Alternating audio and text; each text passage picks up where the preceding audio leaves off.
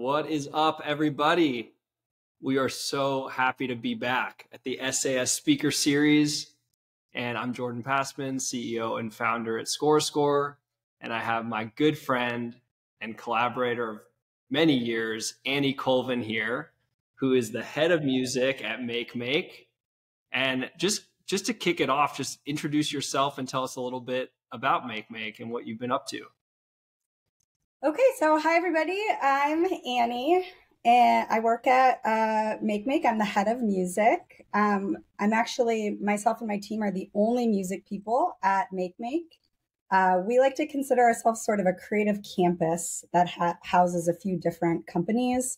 So we have MakeMake Entertainment that does originals, documentaries, films, both from like a development side and then a producing side, which I handle music for them.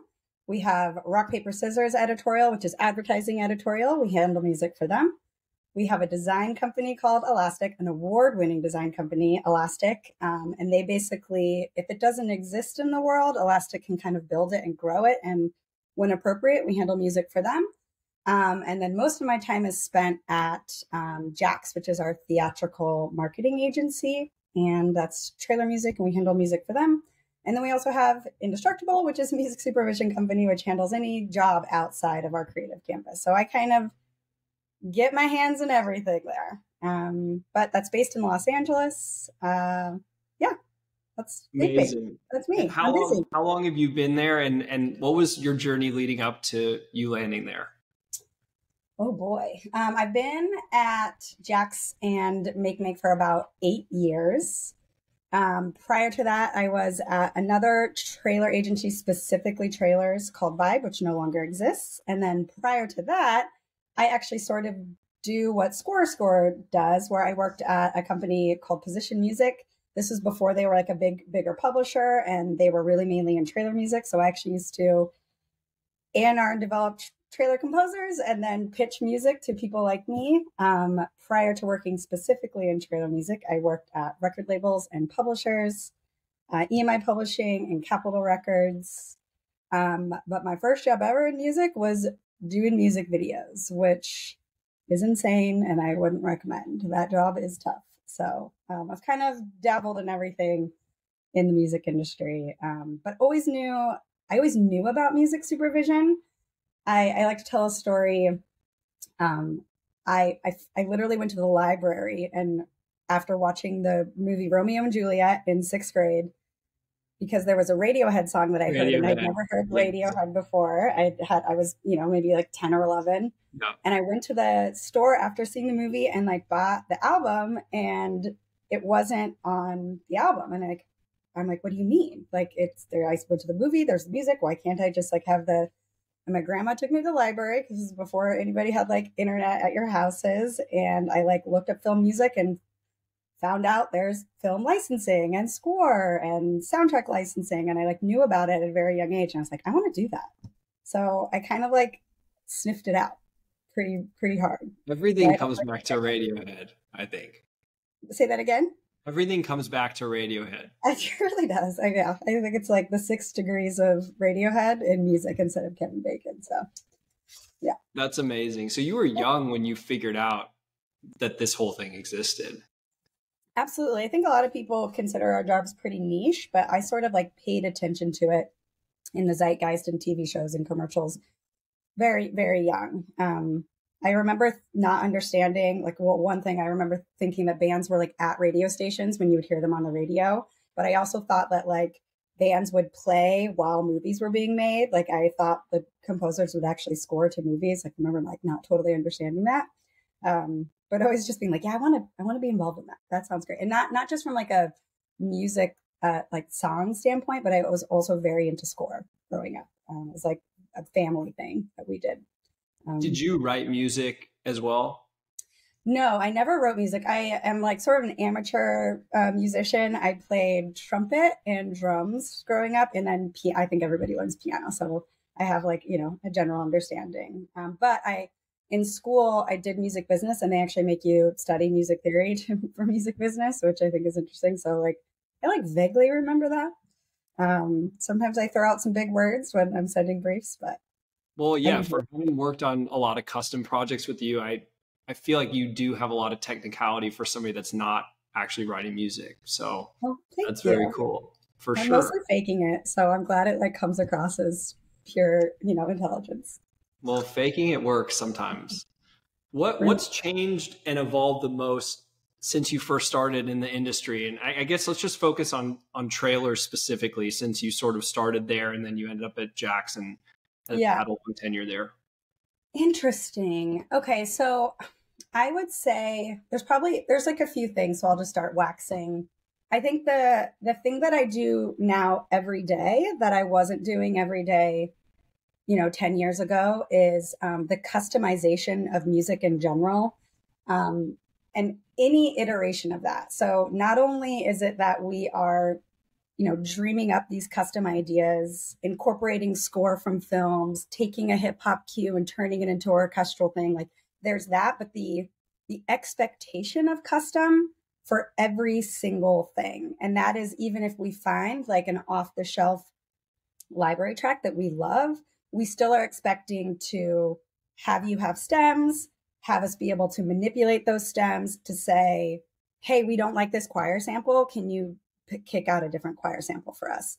Or, our editors zhuzhing things up and realizing, hey, we grabbed this really choir dominant cue, but this is for a movie about the future. And so can we add in some extra layers that give this a future feel?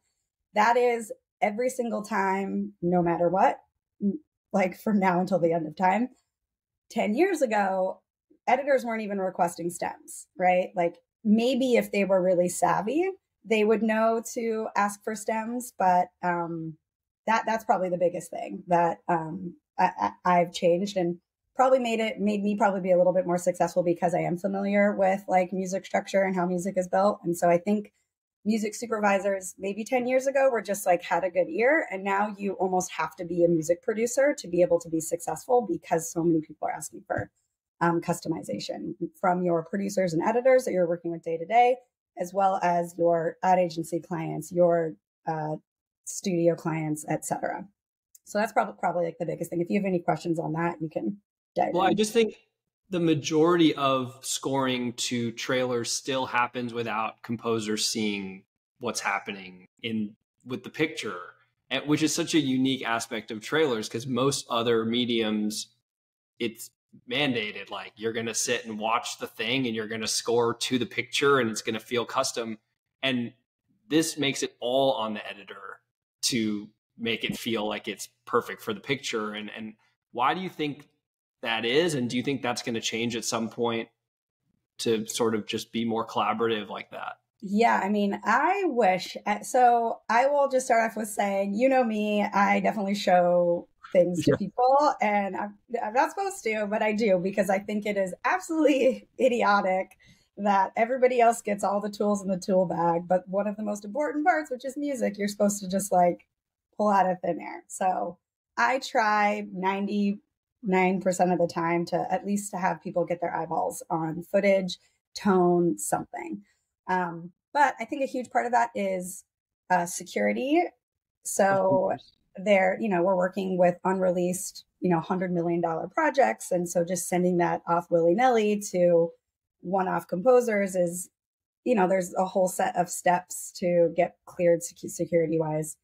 And then the second thing I think is time, like getting the time to send stuff over. I think I'm sure you've gone through this where people say, hey, I need this changed or I want this idea. And they have the expectations that you can turn something around in sort of like 24 hours, right? And some people can't, right? But not, okay, now you have to like watch the whole series just like everybody else. And that takes you 8 hours, right? If it's an 8 episode thing. And then getting up to speed. I think they want things really fast. And so they just assume that you can get it faster. And then I think the third thing is there's a real lack of music literacy, I think, in like the people who are asking. And so I think it would be really difficult to, the more collaboration requires them to actually know what they want. And I don't necessarily know if they know what they want. So getting in the sandbox with everybody and playing, I think sometimes it's just sort of like well, we want it to feel cool, and then you're going to figure out what that means to us, right? Because I don't really know how to give you actionable tasks to what that means. And so it's a little bit, it's like, I do not have the time to like figure this out. I really hope you can figure it out for me. I don't really have the language to tell you what I need. So I think that's probably it.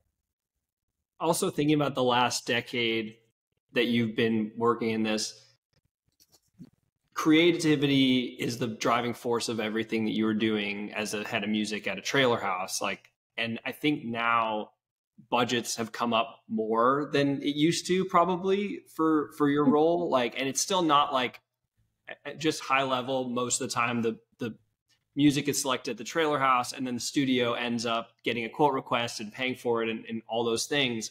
But I feel like it's more relevant now than ever where, oh, this studio only has a blanket deal with these libraries that you can use for this type of streaming project, for this type of this.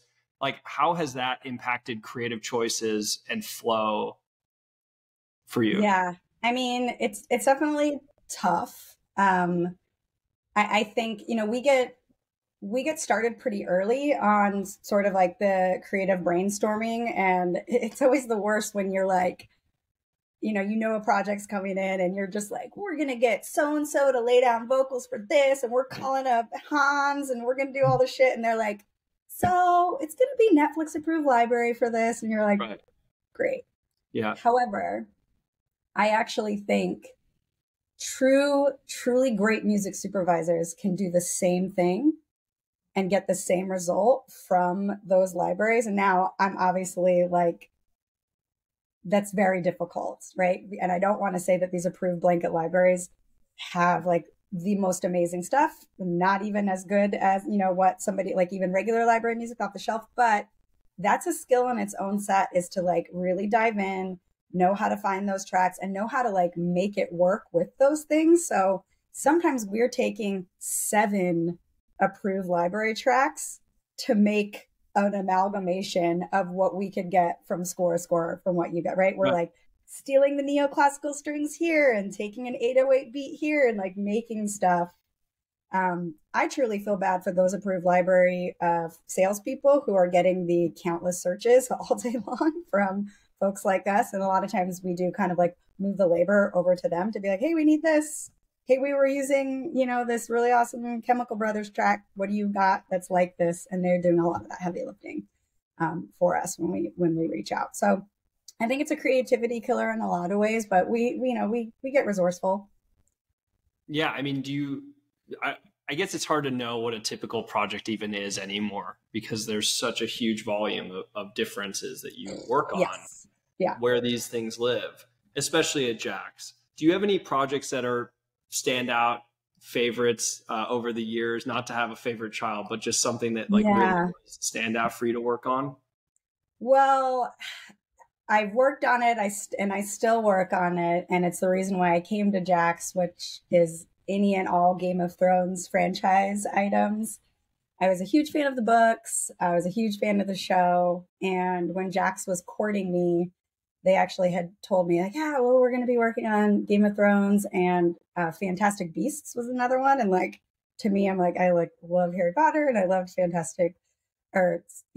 Potter. It was Fantastic Beasts at the time. And then Game of Thrones. And those are like obviously very score dominant type projects. Like I could hum those. I'm sure most of us can like hum those themes right off the bat. So that to me, that was just like very exciting to get to dive into that. And we've had a lot of success from Game of Thrones season 6, 7, and 8. Sorry, everybody, for 8. And then House of the Dragon season 1 and season 2. I've been engaged with that brand and HBO pretty deeply. So that I would say is probably like my favorite, and still my favorite. I mean, I still get excited. Trying like, how many times can you screw with Ramin Djawadi's score? I'm like, bring it on, let's go. I can keep going. So, and HBO is probably the best TV brand of all time. So just getting to work on those with them is amazing. Yeah, and creativity is king there for sure. So they're definitely always open to the wild ideas, and they'll go for it. So that's also really exciting. And we got to work on Fantastic Beasts together. Jacob Yes. Yoffman did a custom score for that, I remember.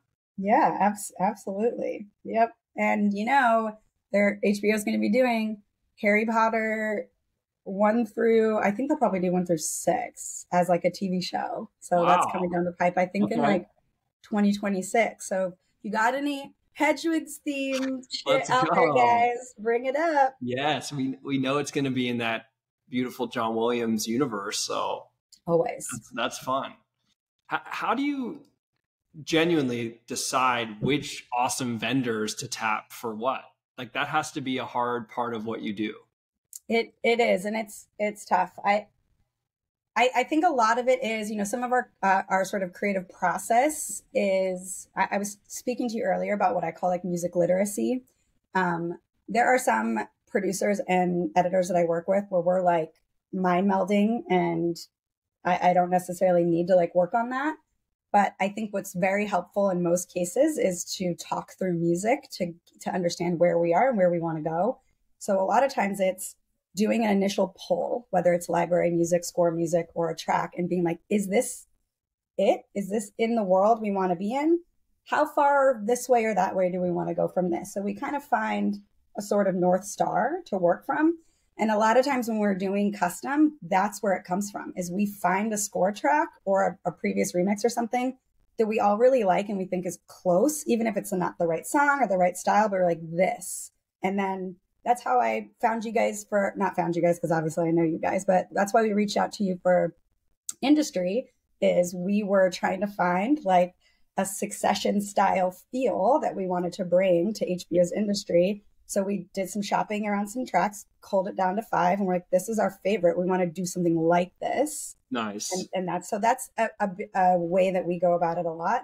Then there's also just like trust and relationships, right? And for me, I love to know that somebody's going to pick up the phone whenever I call and will really hustle, because that's a huge part of what we do, is really just solving it. And people throw us curveballs, and it's often not us. We wish that your V1s would go straight, straight to finish. So people that are really able to like pivot, stay positive, have good solutions, have solves, and you really just have like a good short form sort of like communication style with. So I think those are probably like the two things. Like I find the creative first, and then I make sure it's somebody I like enjoy talking to and hasn't burned me before, because Totally. we all get burned occasionally. Well, it just goes to show that the quality of the releases is so important because they really do market for future usage of working with that composer, not even necessarily landing that song, but it's like a calling Absolutely. card. Oh, that person unlocks the sound that we're looking for. Yep. Absolutely. And that's also very helpful. I think oftentimes I'm talking about working with like producers and editors that are in my sphere, which is easy compared to working with some of the people who are hiring us who genuinely don't have music backgrounds. And so just having a track to be like this, they're like, yes, right? That just helps them communicate so much easier. And it Get really gets everyone them on the to same buy in. page, like hearing something that we can all agree we Yeah. like. Yeah. Right. And it gets their buy-in too when they get to like pick something, right? And then they're on board and they want their idea to go forward. So I think that's huge. That is huge. So you talked about custom being such a trending thing where almost everything has that expectation of custom. What trends do you actually see fading and what do you see gaining opportunity like just in the future popularity? Oh, you sent me some of these questions ahead of time and I was like trying to think about it. I'm like, damn, there's just like once you think something's dead and then you see it again, right? Like it's just I think it's never ending. And a huge part of that is there are so many different uh, people out there making content these days. And so what's new is old and what's old is new. And, sometimes you're working with people who are, like A24 is very avant-garde and they want to like kind of like push the envelope and are really open to indie. But like lately A24 has been really interested in getting the recognizable ideas. You're like, oh, weird. Okay, they're moving their vibes. Then it's like, okay, how many like little cues have we heard, right? Like vocal thing. It's like, okay, that's dead. But then somebody just requested it Yeah. recently. So I honestly, I don't think there is trends other than editors and music supervisors not wanting to do something that we feel is sort of like ubiquitous and out there, and then just getting it to a client. And if that client is interested in being fresh, or if they want it to be broad, like a big part of what we do is having stuff that feels familiar, right? If you have a story that doesn't have intellectual property that people know, they want you to have it, they want to borrow from a brand and they want it to feel familiar. And so that's why you hear the same kind of sonic signatures, is because this makes me know this is a thriller, right? And this makes me know this is action. And so it's just taking you the 5 steps that you need to get there to understand like what these projects are. And that's why you kind of hear the same thing. And that's why covers will never die. And that's why remixes will never die, because remixes help you use a song that's maybe been used 1,000 times, but like you get to reinvent it a little bit. So I would say, I don't know, like a trend. It's funny that I said like everybody wants to customize. I think I've seen a trend where editors are really trying to use songs like straight up, kind of like music video style. Now that doesn't mean we aren't customizing them very lightly, what I call an invisible remix, but I do think people are trying to be a little bit more tasteful. And I'd say that with more just in regards to like volume and like obvious augmentation to tracks. But when you send that to a client, they're like, can you make it bigger? And then you're like, okay. They want it bigger. Yeah. So I don't know if there is necessarily a trend, because, we work with so many different people and they all have a different style of what cool is and what's fresh and what's new. Love it. Are you in the camp? This is a big one. Are you in the camp of AI being helpful or hurtful for the future of this particular industry? Well, if we can wrangle it to make sure that whatever AI you're using is using your own IP, yes. Like I have this dream that, like I can take all of Anny Colvin's master recordings that I make and all the songs that I make, and I throw it into my own AI machine, and I get to make off my own stuff, right? Now, AI doesn't really work that way, because you need millions and millions of sources to actually get anything that feels great. So I think I find it really problematic, like AI that's out there right now, because nobody can really say that they are sourcing from legally cleared items, and I'm talking not just music, I'm ChatGPT, all sorts of things. Like it's definitely very hard. It's a cowboy Wild West. However, I also think that, we use it a lot, and we use it in ways that actually benefit artists that wouldn't necessarily get like looks at things, because we're able to use vintage tracks in an easier way, because we use like AI stem splitting if you don't have stems for something. And we are working with the labels and publishers and studios to make sure everybody like knows that those things exist. They have to get sort of like quality control checked to make sure, so it'll run by the estate or be run by somebody to make sure they're okay with it. But what that looks like is, hey, we don't have an instrumental, but like an AI system can make you an instrumental, or we can create an acapella from a vocal that, maybe wasn't recorded in that way. So those tracks wouldn't necessarily get uses because they're just unusable for a lot of different reasons. And AI really helps you be able to use it. So I'm like kind of on the board, like use it, know it, but let's make sure it's done in the most like legally supportive way for artists. And don't get left behind. Yeah. Do not get left behind. That is the advice. Figure out how to embrace it, because this train is moving with or without you. Yeah. In fact, I'm forgetting the name of it, but I have a friend who was like the head of music at TikTok, just took a new job at an AI music company, and they're supposed to be ethically sourced AI music creation. So I'm actually meeting with her on Friday to like be like, what does this actually mean? Right? Yeah, I mean, it means that they have the rights to train on the data set that they're working on, and that term is being tossed around a lot. I still think there's a lot of question marks in attribution to the output. Yeah, like which composers or artists were involved in that specific prompt that, but it's all happening. You still need to be good. Like most AI that I've found, like you still need to add creative input for it to work well. Like I don't think you're going to have this AI music set and you're going to give it to a head of an ad agency and they're going to be able to do squat with it. You still have to have some sort of like creative direction and understanding. So I imagine composers are going to be able to do that for themselves. Is there an echo? You hear one? I don't. I do. Yeah. We'll move on. I agree with you, though, that composers and supervisors should be the best prompters for AI music, period. I have this, my favorite part is the rapid fire for you. So you just have to pick one of these things, okay? Okay, good Lord. Beatles or Stones? Beatles. Listening with headphones or studio monitors? Monitors, never headphones. Soundtrack or score? Oh, no comment. I can't choose. Festivals or award shows? Oh, festivals. Syncing a classic hit or breaking a new artist? New artist. Breakfast meeting or dinner meeting? Dinner. Vinyl or streaming? Streaming, sorry. Coffee or tea? Ooh, both. No answer. Trailers or commercials? Trailers. I knew you'd answer that. Yeah. And the last one, acoustic or electric? Electric. Nice. That was fun. So Great. I want to leave it this last section. We just have a few more minutes.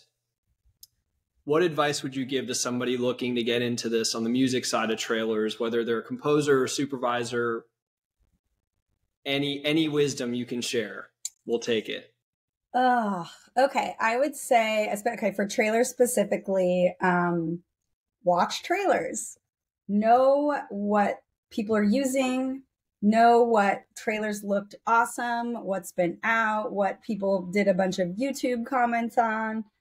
Just kind of being relevant in what people are doing. I can't tell you the countless times people will send me maybe a cover they've done or like a remix they've done. And I'm like, you realize this was just in like the most epic superhero movie. Like you're not paying attention and you're not actually, this wouldn't be helpful to me, even though it's really great. I can't actually use this in any sort of way because you are working in some sort of like vacuum. So just getting outside of the vacuum and really understanding like the industry. And that's literally just go on YouTube. Like it's not, and like YouTube will tell you, you can watch trailers all day long. That is just, that alone is like super duper helpful. And then I would say for like young people, one of the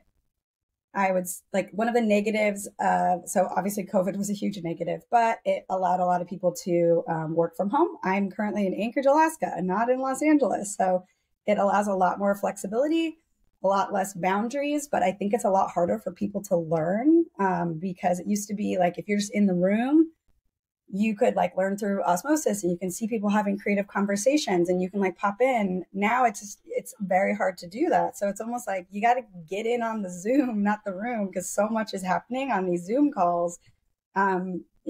True creativity and collaboration is going on like this, and not everybody is great in this regard. And sometimes you're working with people that are not really great at communicating and are complete introverts. And I think the new age music supervisor is like high empathy, extremely extroverted, and you got to get out and like Zoom people all day long. People are not looking at emails. They're busy, they're working. So it's trying to get FaceTime with folks and really ask questions and come to the table, like knowing the industry and knowing what's out there. That would be my like number one advice. Get in on the Zoom. Get in on the Zooms. That's awesome. Well, Annie, thank you so much for taking time to hang with us and share your wisdom. It's always awesome to hang. So thank you.